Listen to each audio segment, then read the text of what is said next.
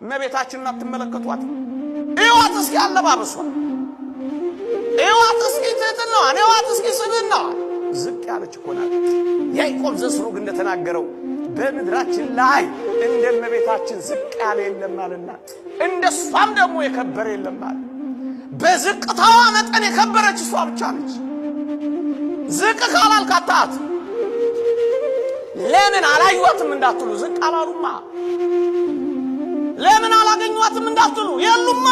ዝቅታው ላይ ከሌሉ ትዕቢት ላይ ካሉ እንዴት ያውቋታል? የሉ፣ አያውቋት። እዚያ ኩፈሳቸው ላይ ካሉ አያውቋት። እነ ሜልኮል እንዴት ያውቋታል? እዛ ደርቡ ላይ ሆነው እንዴት ይረዷታል? እንደ ዳዊት ዝቅ ካላሉ እንዴት ይዘምሩላታል? ኩራታቸው ላይ፣ ትዕቢታቸው ላይ፣ ምስጥቅናቸው ላይ ካሉ እንዴት ይቺን ሰማያዊት ቅድስት ድንግል ዝቅ ብለው ያገኛሉ? አያገኟትም አትሉ።